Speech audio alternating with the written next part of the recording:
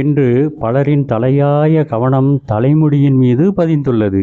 அதற்கு ஏற்றாற்போல் இளநரை, தலைமுடி உதிர்வு மற்றும் வழுக்கை அதிகரித்து வருகிறது. இதற்கு தீர்வு காணும் வழிதான் பொதுவாக சரியாக அமைவதில்லை.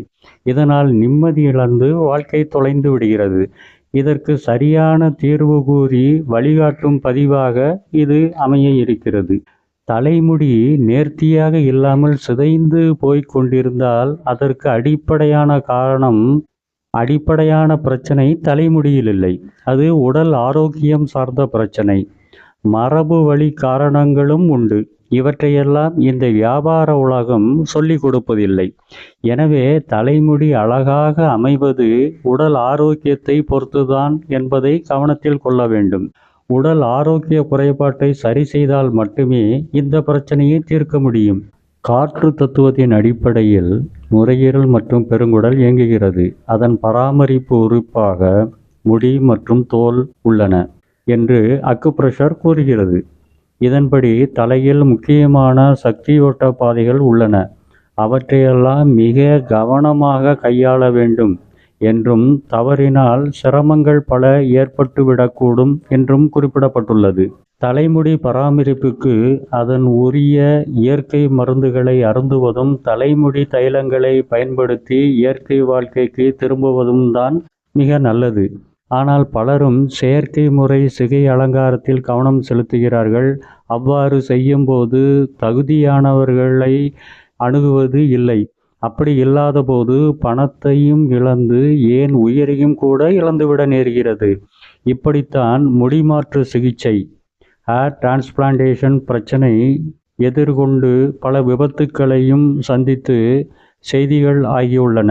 சமீபத்தில் கான்பூர் நகரில் உத்தரப்பிரதேசத்தில் இத்தகைய முடிமாற்று அறுவை சிகிச்சை மேற்கொண்ட இன்ஜினியர் ஒருவர் முகம் மெல்ல மெல்ல வீங்கியும் மிக மோசமான தலைவலி வந்தும் உயிரிழந்துள்ளார்.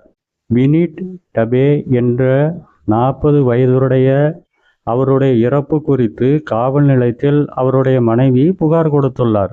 சம்பந்தப்பட்ட மருத்துவமனையின் மருத்துவர் தலைமறைவாகிவிட்டார்.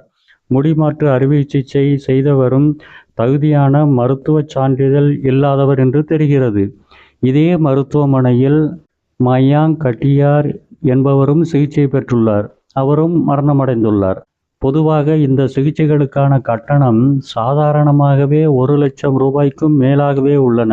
எனவே குறுக்கு வழியில் சம்பாதிக்க சிலர் இந்த துறைக்கு வந்துள்ளனர்.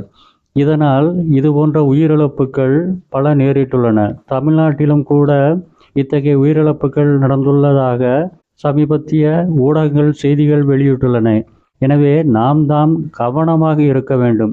அவசரப்பட்டு முறையற்ற இடங்களில் சென்று சிகிச்சை மேற்கொள்வதை தவிர்க்க வேண்டும்.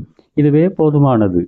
ஒன்று, இயற்கை நமக்கு தந்திருக்கும் முடியமைப்பை ஏற்றுக்கொள்ளும் மனப்பக்குவத்தை பெற்றுக்கொள்ள வேண்டும். அது முடியாது போனால் செயற்கை அலங்காரங்களுக்குள் செல்ல வேண்டும். அப்போது தகுதியான இடங்களில் முறையான சிகிச்சை கிடைக்கும் இடங்களை நன்றாக ஆராய்ந்து செல்ல வேண்டும். இப்படி சென்றால் மட்டுமே நிம்மதியாக இருக்க இயலும்.